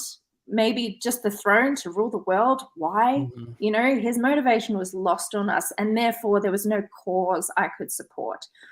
And Teth Adams' rage, he was supposed to be an absolute monstrosity of a force with a very icy heart in the beginning, but I didn't feel that from him, again, because he had no further depth and we weren't allowed to explore his journey in becoming who he was. And I hope that in the DCEU moving forward, they put more time into the artistic side, they put more time into the writing, and they give actors more to work with. Yeah. If they, I think, well said, by the way, with the Black Adam's character itself, if they would have, probably would have made more sense for them is to focus more on, like you said, an origin story instead of giving us present time. If they would have just did an origin story, because there was a lot of depth there as far as his character, him learning his ability was in that origin story, so what we got now was a character who was already confident in who he was, but knowing that at the same time, how dark of a character he was and why he was put away in the first place, because he was driven by anger, driven by revenge. So a lot of that was kind of lost because there was a less focus on the origin story, which if they would have gave us just that, I'll also say, because I was talking to, my brother about this, if they would have even actually made it to whereas it was just the JSA versus Black Adam in Condon, that would have made more sense. I agree. Just did away with everything else, kept him as not just basically an anti-hero, because the thing is, he is only a hero to his nation, and they believe in him. So it's a cult following at that particular point. They believe in him, and some even fear him at that point. If they would have went with that aspect, it would have been an enjoyable story, or a film for a lot of people, just seeing the JSA go up against that particular character. Now, mind you, we all know that the reason why they threw the JSA in this, because again, we're talking about the old guard of DC, of the DCEU. There was no way you were going to get any of those contracts to work with Gal Gadot, with Ben Affleck, because again, he was already out as Batman, to have Henry Cavill, where they really didn't know anything about what was going on with that particular character. They went what they thought was going to work, and that's why they introduced, and even Rock introduced the JSA, because they thought that, okay, cool, if we introduce these characters, the flaw in that was, again, there was no connective tissue. Again, us as comic book readers know about the JSA, but everybody out there, everyone else out there didn't. And to be quite honest, right now, there's a lot of people who don't want to see Superman versus Black Adam. There's a lot of people that want to see Black Adam versus Shazam. But right now, we know that Billy Batson as Shazam right now, their depiction, he is not ready. Because if he goes up against Shazam right now, demolished. He'll rip him in half, like literally. So Yeah. there is no reason to bring that character in. So they had to bring a formidable opponent in, and that's why they went with Superman. Now, again, if they go with the animated version of what they did, the animated version where there's Superman, Black Adam, and Shazam fighting, then that's incredible. That animated, it was an animated show. It was all of like maybe 15 to 30 minutes, but that was incredible. So if they did something like that, that would be incredible. But again, we just have to keep in mind that we're talking about a very messy DCEU right now that is still trying to find their footing. And they just put this film out and they were banking on The Rock's success to push it over. Yes. Yeah, no, I agree. I agree with that. I think we can always put our preconceived ideas of what we expect from a film going in and what we wanted to get out of it. And this was a fun blockbuster film. Not everybody loved it, but also it's a glimmer of hope, a spark of hope that we can possibly have, and we can build something on with the DCEU. Hopefully, fingers crossed, because I love Marvel, I love DC, I love Star Wars, but I will always say if I'm not feeling it, I'll go, I'm not feeling it, and this is why. And for this, I genuinely enjoyed it. I didn't think anything of it going in. I was like, I'm not going to enjoy this, or it's just going to be all right. And I really, really enjoyed it. But with what they can do from this point onwards, and with the backing of everybody that they've got now, they could really start molding these all together. And they've got the Suicide Squad, you've got Peacemaker, you've got some elements. Obviously, you've got Aquaman coming up. Aquaman 2 is coming out next year. We've got Flashpoint. That's going to rewrite a couple of things. Obviously, we've got Ben Affleck coming back as Batman, not officially, but it looks like that's going to be on the cards. Obviously, he's going to be in Aquaman 2. So there's loads of other things like that that's going to happen within the DCU. What would you guys like to see next from Black Adam, from Superman? What would you like, Leslie, next to see? In obviously knowing what we've got coming up, we've got Wonder Woman 3 coming out soon. We've in a few years. We've got Aquaman 2 next year, and we've got Flashpoint. What would you like to see in the DCU from this point onwards? Oh goodness, it's a mixed bag. It's definitely a mixed bag. I loved the first Wonder Woman film. I really enjoyed it as an origin story. The second one definitely fell over. Yeah. It was shocking. That intro scene killed me. Yeah, 100%. But look, I really hope that they can bring it back with the third one. I hope they can redeem themselves somehow. And look, Man of Steel 2, I really want to stay optimistic and positive. I think they've got a lot to work with in terms of new characters, possibly bring back some old ones. Superman, so Man of Steel 2 and Wonder Woman are definitely on my radar for sure. Yeah. And again, another Justice League, really keen to see what they do there. And hopefully they bring in more elements from the Snyder Cut, which I thought was a much, much better version than the first one. Yeah. Justice League, Wonder Woman, Man of Steel. I'm excited. Good for you. That's brilliant. Good answer. What about you, Shane? What would you like to see in the DCEU? Send them all to the graveyard, to be honest. I don't really. I just don't really care. Like, look, people out there enjoy them, and that's fair enough. But like, I was worried I was going to sound too negative tonight. Yeah. But Shane, listen, man. I'll take this one. I'll take this one. Okay, thank you. If Henry Cavill, he's back and they're doing another Superman. Maybe stop all the crossover and just give him a Man of Steel too. Oh yeah, definitely agree with that. That. I will watch that. Henry Cavill looks like Superman. I enjoyed Man of Steel. Didn't knock my socks off, but I enjoyed it. Out of all the DCU films, that was the one.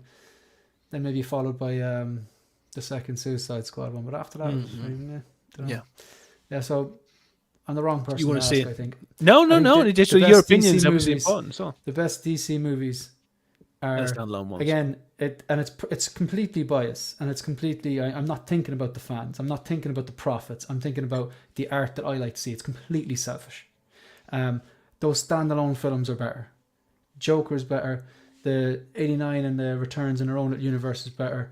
And the Batman, the Dark Knight trilogy. Those standalone films that are actually good stories. Personally, that art to me, whereas the DCU it's just lost on me, to be honest. Like a lot of it, like Yeah. so.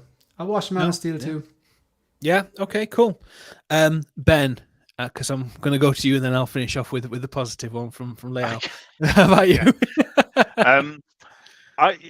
It's funny that you say that this is the spark of hope, you know, because I honestly think the spark of hope was actually lit by James Gunn in the Peacemaker show. You know, it was, but that moment. was again the problem is what Leo was talking about behind the scenes.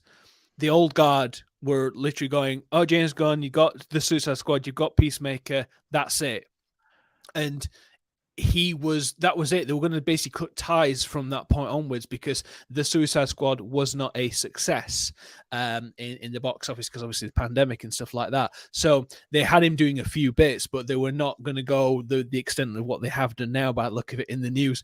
But the new guards coming in, and when I said about the spark, is because it just shows you that they are listening to the fans a bit more, getting Cavill back, doing something that's quite comic-y, and then bringing it into keeping it within the DCU rather than just going, right, get rid of everything that's come before, which is what they were going to do with Flashpoint. They're going to literally reset the whole thing and 52 it all. They're going to literally just start again and reboot and all this kind of stuff, like, which would have been ridiculous.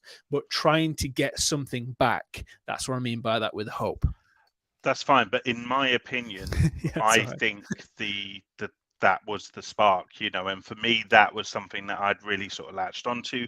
I really liked the how, you know, Peacemaker kind of framed the Justice League as almost a kind of, you know, hypocrites, you know, in sort of what they do. And I was really looking forward to seeing how that was going to be sort of explored. So I'm hoping that with James Gunn coming in now, potentially in this sort of new role, I think the DCEU, it's a bloody mouthful, isn't it? It is. I think it's now in good hands, you know. So I'm optimistic for the future, but I'm very similar to Shane, and to be honest, it's actually how I enjoy DC Comics. My favorite DC comics are always those standalone stories or black label stories or whatever, you know, that those are always the ones that I sort of find myself buying into a little bit more. So, and I think that's kind of translating maybe on screen as well. But yeah, I'm optimistic that with my boy James Gunn coming in, that you know, that there's going to be some good things ahead.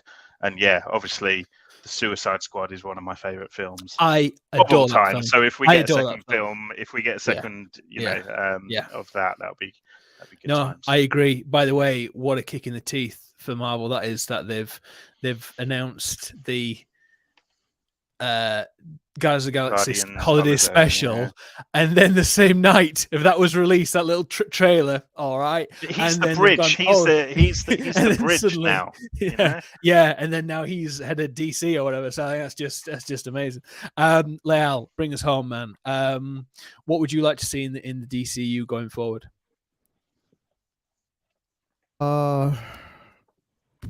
Great show today. I'll say that it was a great show. Because I've loved it. Really good conversation as well. It's been great because it was completely different to the other ones because everyone was completely different. Yeah, it was definitely a great show. So you know, definitely on that. Everybody, thank you for the birthday wishes. I do. But here's the thing. But there was one show that pretty much was lost in translation that I loved so much that they canceled, and the DC universe had so much potential to make this such a great thing, which was Swamp Thing. That first season was incredible. I loved it. I loved the show, and it was potential for them to take that. You know, the writing on that show was incredible, bro. Like, it was potential for it to go somewhere, and they dropped the ball on it, and they got rid of it, which they didn't really explain. Again, the old guard. Bro, what I want to see basically is just good cinema, good writing, an attempt to reinvigorate, you know, just you know, not just the artistic value, but give us the nostalgia back, the nostalgia of what it felt, you know, like to go in and watch Iron Man for the first time. You know what I mean? Give us the nostalgia of what it basically felt like to see, you know, Captain America, the first Avenger. You know what I mean? give us the nostalgia of what it basically felt like to go and see The Winter Soldier. I still basically attest to say that is one of the best films the MCU ever produced of all time. It is fucking incredible. You know, so, you know, give us the nostalgia of wanting to go in the cinema and spend more money to sit in seats and come out of it with a level of enjoyment. You know what I mean? That's what I want to see from both DC and, you know, from, you know, the MCU as well. Again, James Gunn being here, yeah, that's fine, but still there's a lot that has to happen. There's a lot of retooling that has to happen in his universe, like literally, because again, you know, James Gunn has had his hits and his misses as well, you know, but at the same time, I think bad tweets as well. Exactly. But you know, but we've got over that. And the thing is, what I like about that though is it humanized him. Yeah. That he's flawed and he can come back from it. It was a great comeback story. So I appreciated that. You know what I mean? I hope he does completely well. I do know that he has a vision. My only thing is, I hope that they don't make it too humorous. Yeah. Don't make it too comedic, because then you're going to take me out of it. Like literally, I'm just going to be like, nah, I'm not really fan. And I think that was kind of even the slight downfall of even Guardians of the Galaxy 2, because they leaned heavily in on it. Slightly.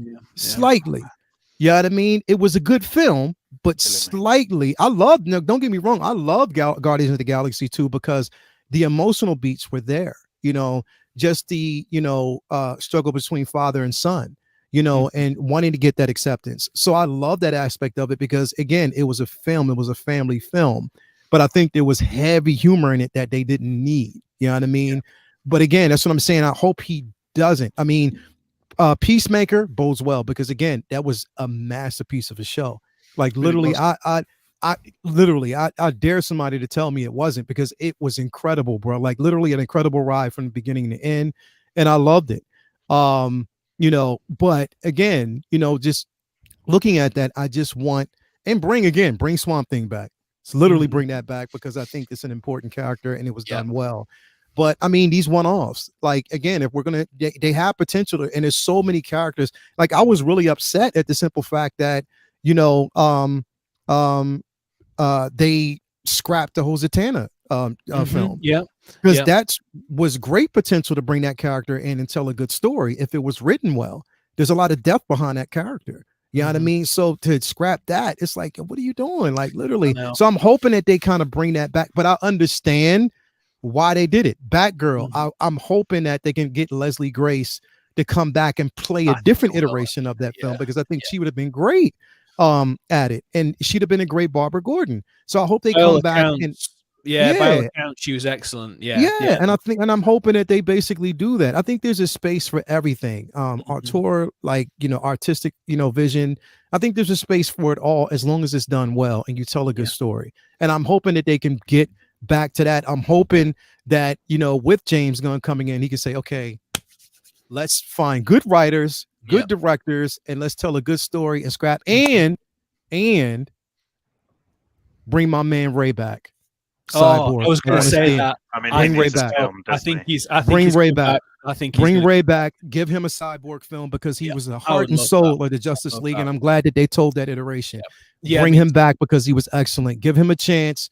Again, now that you scrapped and Walter Hamada has booted his own ass out, bring Ray back. Let's go.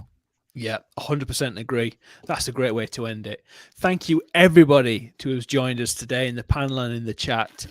Great chat. Loved it. I love that we all weren't in agreement, but we all did it constructively. We all didn't get upset with each other. And it's just great. It's really, really lovely. So first of all, I want to say to Leslie, thank you very, very, very much for joining us today. And hopefully you come on in the future, because it would be great to have you on. You're welcome anytime. I would love to. Just let me know when it happens. Yeah, it'll be this time next week. Yeah, so brilliant. Thank you. So with everybody else in the panel, what would you like to watch for next week? Aliens. Pause for effect. Yeah. Revenge of the Nerds, bro. Revenge of the Nerds. It's okay. I haven't seen that in a very, very long time. I'm just playing. I was going to say. I didn't So quite mind that. I'm thinking Aliens, Tombstone, or one of the Back to the Futures. Ooh, So Tombstone. Back to the Future is one of my favorites of all time. Why are you skipping Alien? well, I was gonna do Alien or Aliens. No, I think do Alien, man. Just Alien. You can How do do it. What about Resurrection? We can do them all and just kind of like Yeah. You know what? It is set up the next couple of weeks. Halloween. Second. Yes. It is, For yeah. Halloween. Yeah. Will that be? It'll are be we the a day 1st of after? November. Halloween's the Yeah, Monday. Yeah. Yeah, It is the close Monday, enough? yes. Close enough. Yeah, close enough. So yeah, so if we do Alien then for next week. So Leslie, Marvelous on YouTube and Instagram. What have you got coming up on your channel? Oh goodness, I've got a few little surprises, a few more collaborations up the sleeve. But I will, of course, be doing my figure news episodes for 1/6 scale and adding a few more bits into the works. And of course, I'll be doing some more film reviews because I really enjoy them. And some other informative little bits and pieces that are Custom works as well that you're doing. custom works, definitely. Yeah. Yes. Yep. That's great. That's great. I can see Shane's thrown some slides in, so I'll I just saw it there, just distracted me then. I was listening to you. But no, that's great. And obviously you're back here next Tuesday as well. So Absolutely. if anybody hasn't already, please subscribe to Marvelous on YouTube and Instagram. You are almost on 200 subscribers now, is that right? You're one away from- Almost. I think I'm one away. There you go. So someone would like to be the Think I'm one away. 200th. That would could be be you. wonderful. Could be you. Watching right now. Yes, Could be you that could be one. that honorary one doing that one. That would be great if you can. The link is in the description underneath. If you can subscribe to everybody in. Oh, I'm at 200 now. There you go. There you go. There you go. Thank you, whoever that was. Dropping all those facts. That's what it was. I earned the sub. Thank you, we could do the guys. same. I'm almost at 300, so if you can do that as well, that'd be great. Thank you. And Shane, because you've dropped some slides up, I will put you on now. Warwick, thank you again for coming up today. I really appreciate it. And I know you're Thank busy you. this time. What have you got coming up on your channel? Yeah, if I'll just show you the videos that are actually up there. This is just thoughts about this. I think this has probably been done today at this stage, but this is live now because this was something I was really excited about. I think a lot of people were, but yeah, I was 100% excited. But that my thoughts on the Hobgoblin release.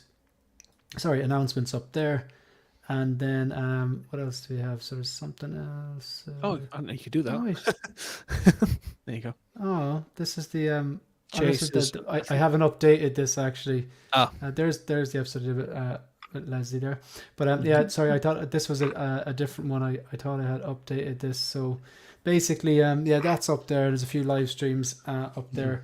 Today I was just randomly on adverts.ie. It's kind of like a free eBay kind of. It's a buy and sell thing where there's no fees. Right. And I saw it was used, but it was near mint, T800 from Terminator, and I got it for $370 shipped. So, Nice. Congrats. I'm very excited about that. Like literally, as in that was one of those. It was too good to pass up. You're knocking these grails out left, right, and centre. No, The you're thing the is- new Jay.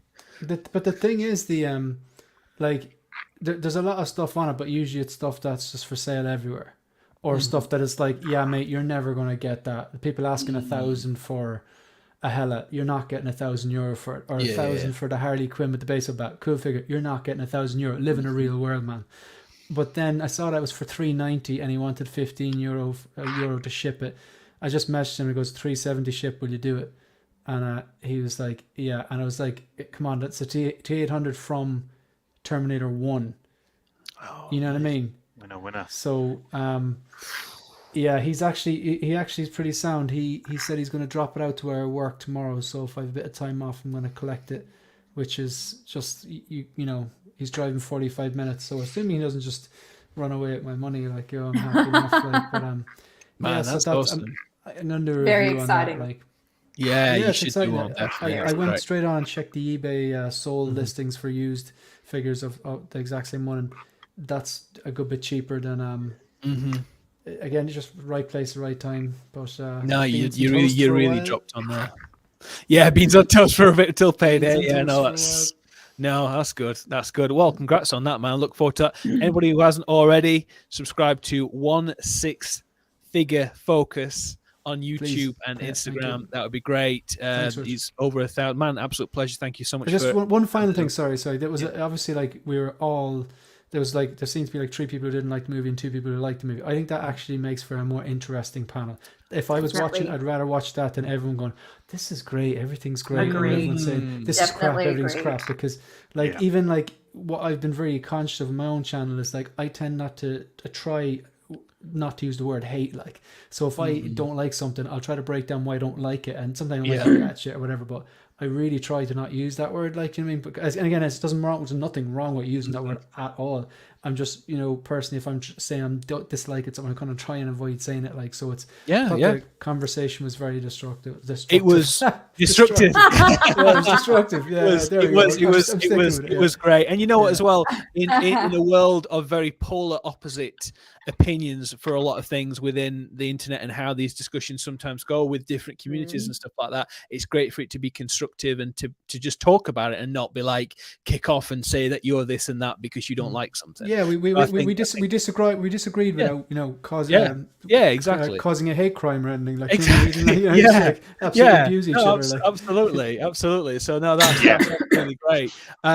We've got a couple of people just saying, obviously, Leslie saying thank you for all watching. Thank you again for watching, everybody. Something was awesome.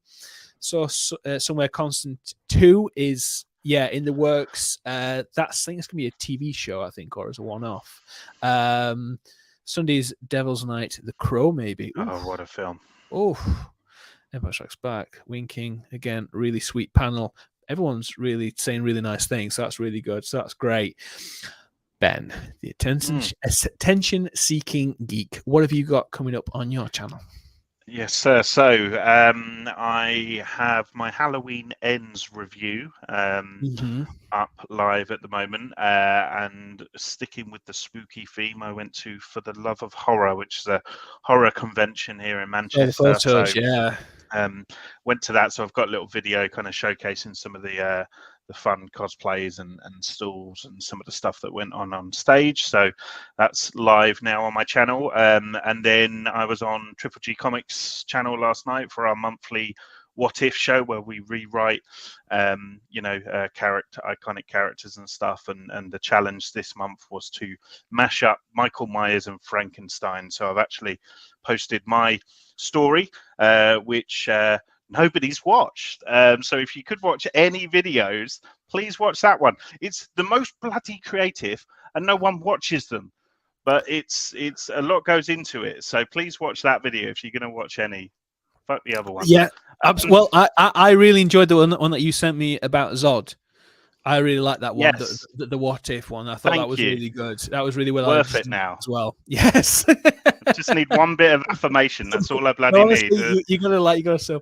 But no, man. Honestly, no, you do some really good work. If everybody who is watching this live or on the replay, please subscribe to the Attention Seeking Geek on YouTube and Instagram. He does some great cosplay. He does some great videos, and he's a really great guy. So if you can do that and support him, that would be wonderful. Ben, always wonderful to have you on. Thank you so much. Thank you, will you be joining us next week? I should be. Yeah, I'll run it by the boss and stuff. But yeah, of course. That'll be fine. No, appreciate it. Thank you very much. And we've got ourselves birthday boy himself, 1/6 scale man, Leal. What have you got coming up on your channel? Oh man, thanks for having me. It's been a crazy day. I get to get off here and work actually on my birthday. It's crazy, but yeah, it's definitely unbelievable. But I mean, it just makes the world go around. I guess we got to make money somehow. We do. But yeah, man, thank you for having me on the show. What do we got? Tonight I'm actually doing a birthday show.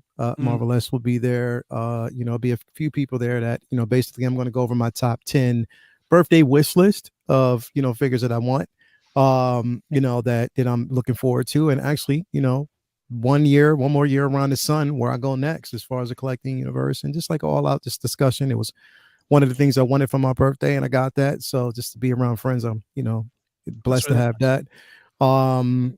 We have it's tomorrow. I don't know. I mean, tomorrow's supposed to be Say What. I still don't know what the hell's going on, but I'll see. I'll see what drops. I mean, or if there's going to be, a warranted discussion for it. We'll see how that goes. Civilized Scoundrels on Thursday for Andor. I'm thoroughly enjoying that show. I think it's one of the best shows that Star Wars has ever done as far as dialogue, great story, character building. Loved it. So definitely can't wait for that. And then we have actually no, on Thursday we also have Rise and Chai with Marvelettes at 4:00.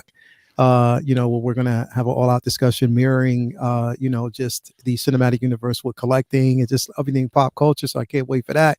Tune in for that. 4:00 is going to be incredible. Definitely. Then on Friday we have Figure Flex Friday. Again, Figure Flex Friday. Come in with your best flex. The winner, on the spot winner that day, wins $100 gift card for a sideshow. So definitely, like, again, it's a on the spot giveaway. Not something that's gonna have often because I ain't got money like that, but we're gonna actually give away $100 that day. So definitely stay tuned for that. And then of course Collectors Lounge International on Sunday. And yeah, man, I got a couple videos that I'm actually putting up now. I just put the finishing touches on my posing Take Your Position finally of both Tusken Raiders with the Nomad Mando. So nice. That's going to be an incredible visitation. So I can't wait to do that. And yeah, just cracking open everything else and getting everything else going, man. So thank you for having me. Man, thank you so much. Thank you for being here with this incredibly beautiful panel as always. And everybody out there to chat. Love you. Oh man, well, happy birthday. Hope it's been a good, nice start for the day for you, obviously where you are. For me, coming up on my channel, obviously this again next week. We're doing Alien, so if everybody can join us again next week, it's been wonderful, and I really appreciate to the panel and the chat and everybody who's watched on replay as well, because a lot of people are watching on replay as well, which is really great. Currently, I'm selling a few hot toys, brand new ones that have come through because I just need to rejig my collection a little bit. So if anyone's interested in a Dusty Deadpool, a Star-Lord from Infinity War, and possibly Thor from Endgame brand new, let me know. I've literally got them in and I'm like, hey, I don't have much room. I need to figure out what I'm going to do in my collection. So if you want to inbox me, that'd be great. With regards to what I've got with regards to reviews, I've got this one that I'm currently filming at the moment, which is my Batcave Hush Prime 1 Studios 1/3 scale statue. It is stunning and I absolutely love it, and it's one of my favorite pieces of all time, so it's really, really great. So I'll be doing a review on that, and then on Thursday night I'm going to be doing a movie news video. It's not going to be a stream, it might be pre-recorded. I'll just go and basically just put it out there, and I'm hoping to do a regular weekly movie news thing where I just basically talk about my thoughts, what I recommend as well, what I've been watching, what I'm going to be watching, and all those kind of good stuff like that. So if you can subscribe to Reviews with Rich on Instagram and YouTube. In the meantime, thank you everybody who has watched today and watching on replay, and to the wonderful panel, have a great week. Take care.